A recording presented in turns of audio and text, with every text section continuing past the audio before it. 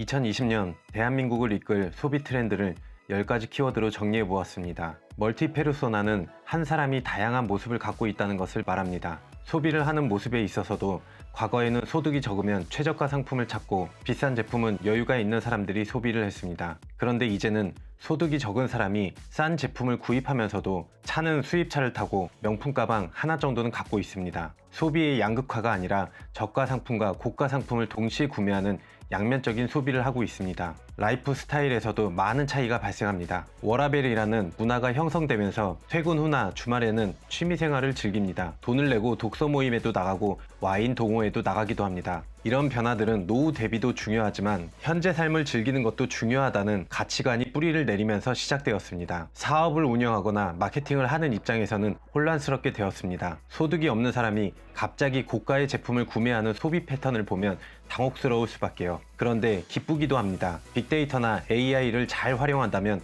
소비자가 어떤 특정 브랜드나 품목은 기꺼이 고가의 상품을 구입할 수 있다는 여지가 생겼으니까 말이죠. 이런 측면에서 과거보다 제품의 컨셉과 품질 관리에 더욱 집중해야 합니다. 첫 번째 키워드인 멀티페르소나는 2020년 트렌드 전반에서 발견되니 꼭 염두에 두시길 바랍니다. 쿠팡을 대표적인 예로 들겠습니다. 쿠팡이 대세가 된 이유는 바로 배송입니다. 생수나 기저귀 같은 주문이 많은 제품은 차에 싣고 다니다가 주문이 들어오면 바로 배송을 하기도 합니다. 게다가 젊은 택배 기사들이 친절하기까지 했죠. 기존에 택배로 상품을 배송하는 쇼핑몰과 배송 만족도 면에서 많은 차이가 발생합니다. 유통업계에서는 상품이 고객에게 전달되는 마지막 배송 접점을 의미하는 용어로 쓰입니다. 소비자가 가격을 중요시 여겼던 것이 서비스의 질로 바뀌고 있는 것입니다. 이런 서비스를 제공하는 기업은 가격 경쟁력이 떨어지는데도 불구하고 이런 기업들이 잘 나가는 이유는 소비의 주관적 합리성 때문입니다. 가격이라는 객관적 합리성이 아니라 만족도라는 주관적인 합리성으로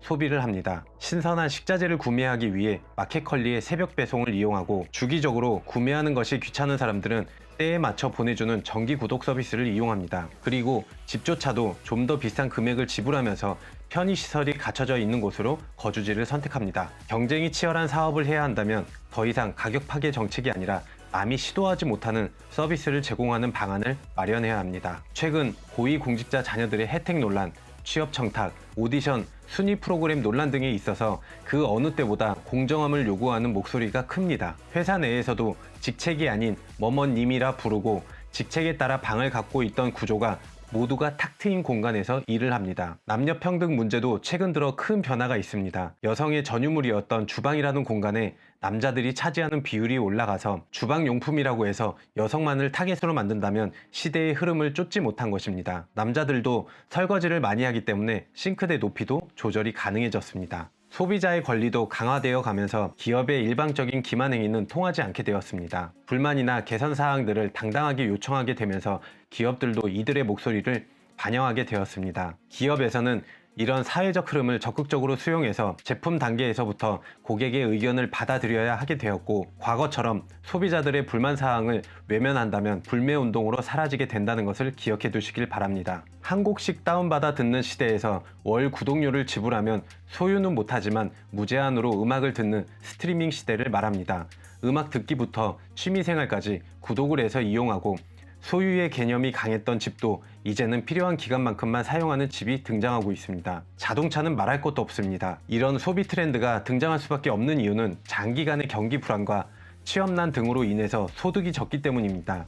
욕구는 커지고 더 많은 소유를 하고 싶지만 부족한 자원으로 인해 경험이라도 하기 위해서입니다. 서울 집값은 몇십 년을 일해도 월급으로는 살 수준이 훨씬 뛰어넘기 때문에 차라리 대리만족을 하기 위해 수입차를 사는 마음처럼 할부 개념으로 구독 서비스를 이용하는 것이죠. 이런 경기 불황에서 기업은 판매량만 고집할 것이 아닌 소비자들의 요구에 맞춰 경험을 할 수 있게 해야 합니다. 물건을 팔고 나면 나몰라라 하던 시대는 지나 소비자와 관계를 맺고 고객이 스트리밍을 지속할 수 있도록 더욱 고객을 세심하게 살펴보아야 합니다. 개인화라고 하면 구매 내역과 개인 신상 정보를 통합하는 정도였습니다. 하지만 이제 아마존은 0.1명 규모로 분류하려고 합니다. 이 말은 한 명이 갖고 있는 다양한 특성을 분석하는 것을 목표로 삼는다는 것입니다. 사람은 항상 변하기 때문에 어제와 오늘이 다르고 겉으로 드러난 행동이 아닌 의도를 갖고 있기 때문에 가능한 모든 데이터를 수집하고 AI를 이용해 상품을 추천하게 되었습니다. 쉬운 예로 구매한 내역으로 직업과 가족 구성원을 추정하고 그에 맞는 제품을 추천하는 것이 가능해졌고, 외국의 한 언론사는 어떤 기사를 보는지에 따라 감정을 읽어내 광고를 추천하는 기술을 발전시켰습니다. 이런 기술들의 궁극적인 목표는 인간의 감정을 읽어내는 것입니다. 이런 것을 미루어 보았을 때 제품을 판매할 때 이성적인 측면이 아닌 감정적인 측면에 호소를 하는 마케팅을 위주로 해야 할 것입니다. 내가 좋아하는 연예인의 굿즈를 사는 단순한 팬심을 넘어서 내가 키웠다 라는 뿌듯함에 적극적으로 지지하면서도 동시에 간섭하는 신종 소비자들을 팬슈머라고 합니다. 크라우드 펀딩과 같은 온라인 플랫폼들을 떠올리면 쉽습니다. 관심 있는 제품을 선택하고 펀딩하여 모금액에 도달하면 제품을 생산하여 그 보상을 받게 됩니다. 패션계에서도 디자인만을 올리고 일정한 추천수에 도달하면 그 옷을 생산하는 플랫폼부터 프로듀서 원오원처럼 연예인을 데뷔시키기까지도 합니다. 이런 점들을 보았을 때 사업을 하기 전에 팬슈머를 형성하는 것이 중요해졌습니다. SNS 하나만 잘 키운다면 더 이상 자본이나 마케팅이 필요 없이 안정적으로 사업을 시작할 수 있는 것이죠. 적자 생존의 다음 단계인 특화 생존의 시대입니다. 신데렐라의 유리 구두가 단 한 사람에게만 맞듯이 특정 소비자 집단에게만 맞춘 과감한 전략입니다. 나이, 성별, 키 혹은 왼손잡이와 같은 신체적 특성, 직업, 취향 등으로 세분화하고 조합하여 어떤 특성을 가진 사람만 오세요 라는 식으로 타겟을 하는 것입니다. 이 전략을 구사하기 위해서는 반드시 직감이 아닌 그 그룹이 어느 정도 시장을 형성할 수 있을지 데이터를 가져야 합니다.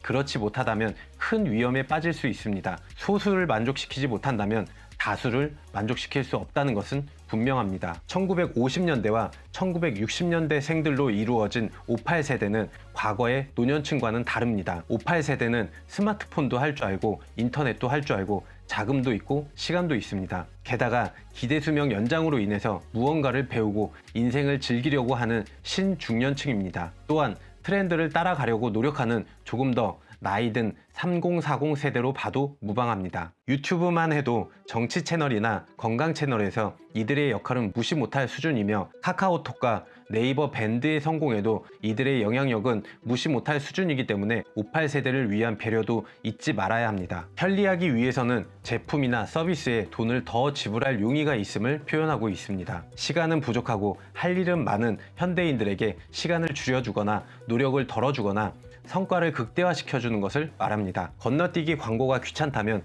과감히 유튜브 프리미엄을 결제하고, 빨래 건조가 싫다면 빨래 건조기를 구매하고, 읽기 귀찮은 사람들을 위해 책을 읽어주는 오디오북들이 대표적인 예들입니다. 이런 분야는 고객의 불편함에서 사업 아이템을 찾아서 내가 해결할 수 있는가를 따져보아야 합니다. 60세 이후에도 일을 해야만 하는 시대가 왔습니다. 그래서 무언가를 배우고 익히려는 사람들이 점차 증가하고 있습니다. 또한 그들의 내면에는 성공보다는 내적인 성장을 추구하기도 합니다. 건강이나 아름다운 몸매를 갖기 위해 운동을 하고, 새로운 경험과 즐거움을 위해 취미생활을 전문적으로 하기도 하며, 지식을 배우고 나누기 위해 각종 모임에 적극적으로 참석하는 행위들입니다. 52시간 근무제로 인하여 이런 트렌드에 동참하는 사람들은 더욱 증가할 것이며, 이에 따라서 다양한 온라인 교육 플랫폼이 등장하게 될 것입니다. 이상 10가지 키워드로 2020년 트렌드를 간단히 알아보았습니다. 다음 영상은 왜 이런 트렌드가 만들어졌는지 조금 더 깊이 들어가 보겠습니다. 감사합니다.